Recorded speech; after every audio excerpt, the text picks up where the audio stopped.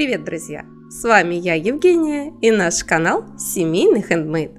Судя по моим последним видео, осенний декор воспользуется спросом и вызывает интерес. Именно поэтому я решила продолжить эту тему и сделать еще несколько поделок из доступных материалов. Сегодня вы узнаете, как вырастить букет из фисташек и куда деть старую или ненужную одежду. Буду благодарна за любой вид вашей активности, комментарии, лайки, а также не забывайте подписываться на этот канал и делиться этим видео с друзьями. Ну что, давайте приступим к работе. Начнем с фисташек, а точнее с их скорлупы. В прошлом видео я уже показывала, как сделать из нее очень красивые цветы. Если не видели, обязательно посмотрите. Ссылка в подсказке и в описании под этим видео. А сегодня мы сделаем колосья. Кроме скорлупы нам понадобятся деревянные палочки или шпажки. И у меня они двух видов. Одни потолще, другие потоньше. По-моему, и те, и другие я покупала в фикс-прайсе. Также вместо палочек можно использовать толстую проволоку. Тогда колосьям впоследствии можно будет придать любой изгиб. Скорлупу от фисташек я как следует помыла и просушила в духовке. Начинаем сборку. Берем две скорлупки и склеиваем их вместе термопистолетом.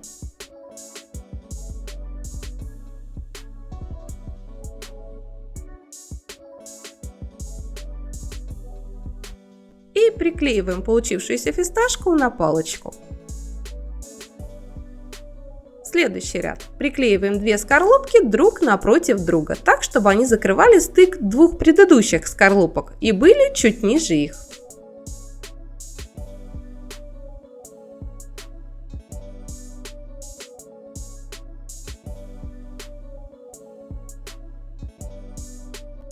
А дальше начинаю приклеивать скорлупки в шахматном порядке. Каждый ряд опускаю чуть ниже предыдущего, формируя колосок.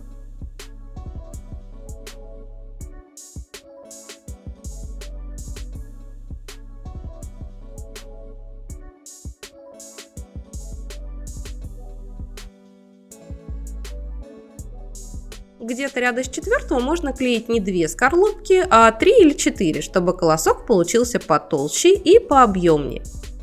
И с этого же момента удобнее держать колосок вверх ногами. Так скорлупки не будут норовить все время раскрыться, пока клей не схватится. Вначале старайтесь использовать скорлупки побольше, а чем ниже вы опускаетесь, тем мельче скорлупу выбирайте.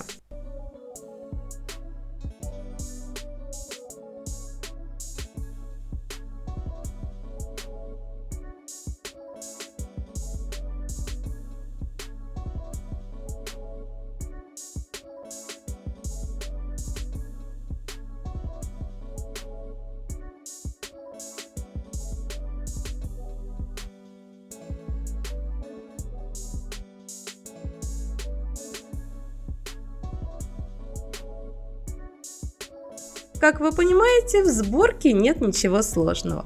Старайтесь делать колоски разной величины, какие-то делайте побольше, какие-то поменьше, все как в жизни. Из толстых палочек я сформировала длинные колосья, а из тонких сделала колосья поменьше. В итоге я сделала 17 колосков и собрала их в букет, добавив сухую зеленую травку, купленную в Ikea. Букет я собирала в пластиковый контейнер подходящей формы и размера. А сам контейнер я покрасила золотой акриловой краской. Вырезала по форме контейнера флористическую губку и просто втыкала в нее колосья и травинки до тех пор, пока результат меня полностью не удовлетворил. Кстати, палочки-стебли колосьев я подкрасила зеленой акриловой краской, чтобы они не сильно выбивались по цвету. Вы же можете не только, как я, собрать из колосков букет, а сделать из них осенний веночек, просто поставить в вазу или дополнить ими какую-то свою композицию. Смотрятся такие соцветия очень интересно и совершенно непонятно, из чего они сделаны. А теперь переходим ко второму мастер-классу. Уверена, у каждого из вас найдутся вещи, которые вы уже не носите по тем или иным причинам. Предлагаю сделать из них очень атмосферный и уютный декор для дома в виде тыкв. Делаются они быстро и очень просто. Пожалуй, начну с носочков. Подойдут как вязаные шерстяные, так и обычные покупные трикотажные. Выворачиваем его наизнанку, Отрезаем верхнюю часть, чтобы получился вот такой цилиндр.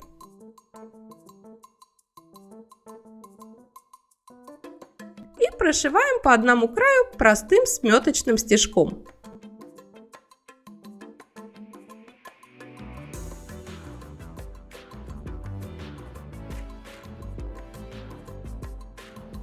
Дальше нитку вытягиваем, чтобы ткань стянулась, и окончательно зашиваем отверстие.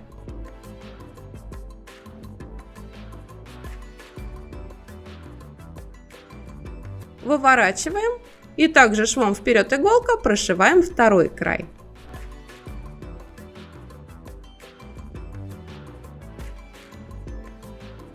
Но прежде чем затягивать ткань, нужно набить нашу будущую тыковку синтепухом или холофайбером. Набивайте не супер сильно, так как тыкву нам еще нужно будет сформировать.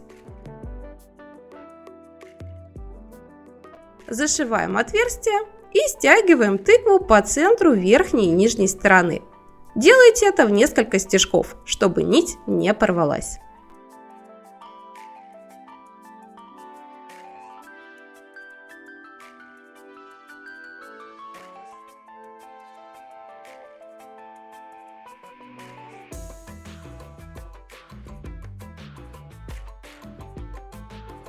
Если у вас так же, как у меня, тыковка получилась с узором, то ее можно оставить такой, как есть, без разделения на дольки. Из оставшейся части носочка сошьем еще одну тыковку. Для этого делаем ровный срез и прошиваем его сметочным стежком.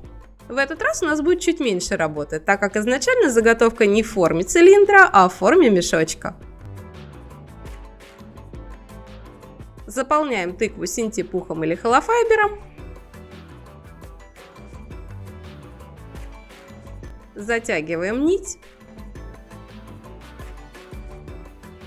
зашиваем отверстие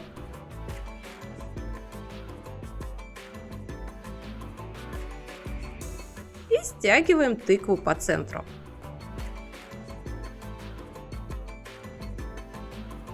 А теперь разделим ее на дольки. Я делю на 8 частей, но можно остановиться и на 6 или наоборот сделать еще больше, например 10 или 12 долек. Это уже на ваше усмотрение.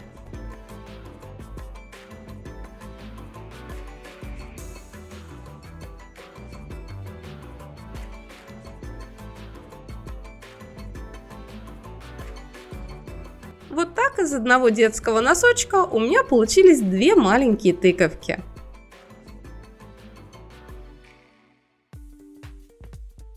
По такому же принципу можно сделать тыкву и из рукавов футболки.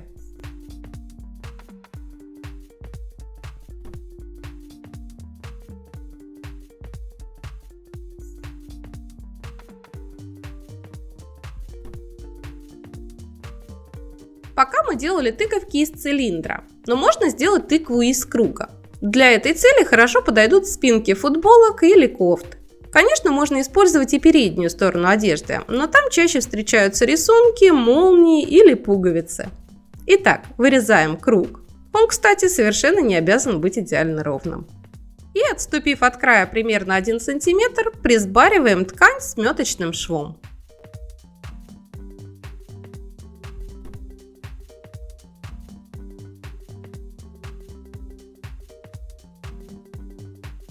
Чуть стягиваем, чтобы получился мешочек, и набиваем тыкву синтепухом или холофайбером.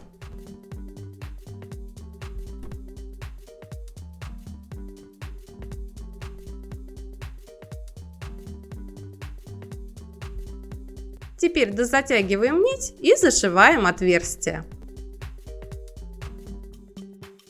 Снизу находим центр и стягиваем тыковку в эллипсоид. Формируем дольки. Я это делаю все той же нитью, но можно взять и что-то попрочнее, например, мулине или пряжу. Из круглой заготовки тыквы получаются более морщинистые и несимметричные, но это добавляет им еще большей реалистичности. А вот из цилиндров тыковки получаются очень аккуратненькие и какие-то сказочно-мультяшные. Поэтому советую делать оба варианта. Они очень хорошо дополняют друг друга.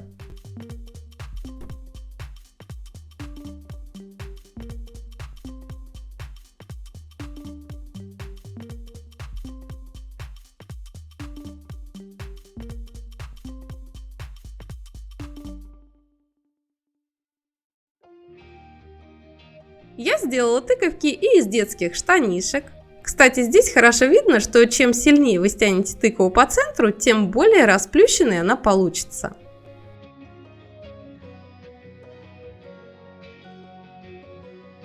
И из водолазки.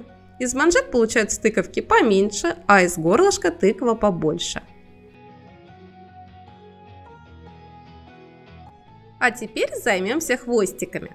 Конечно, самыми реалистичными будут настоящие высушенные хвостики от тыкв или кабачков, но, к сожалению, я их не насушила. Специально для видео высушила один хвостик от кабачка, чтобы показать вам, как он будет смотреться. Второй вариант – сделать хвостики из винных пробок. Причем пробки можно оставить как есть, или с помощью острого канцелярского ножа придать им форму заостренного конуса.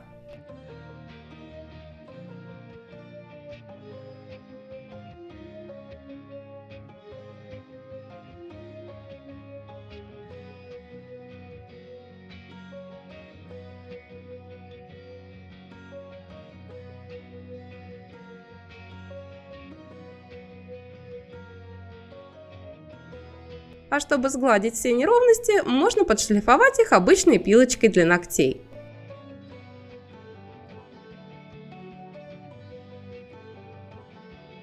И третий вариант – сделать хвостики из джутовой нити или канатика. Просто складываем веревочку в один или более раз до нужной вам толщины, скручиваем ее и фиксируем термоклеем. Такие хвостики идеально подойдут для небольших тыковок. Конечно, хвостики можно слепить из самозатвердевающей массы, папье-маше или из соленого теста, но это займет намного больше времени и сил, поэтому эти варианты я не рассматривала.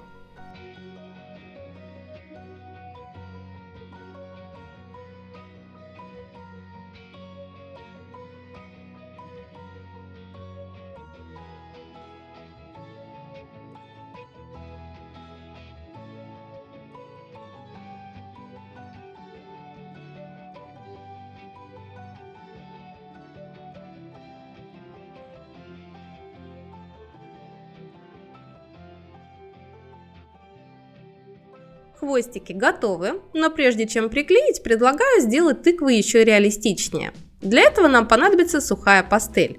Растираю на блюдце несколько оттенков.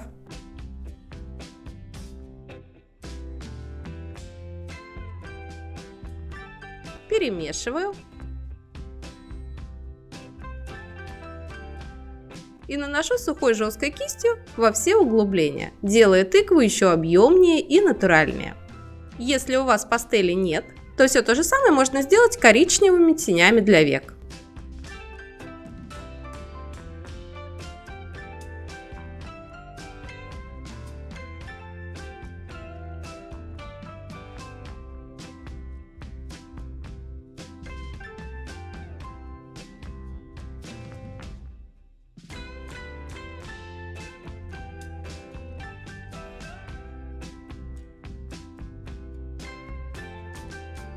Ну а теперь смело приклеиваем хвостики на место с помощью термопистолета.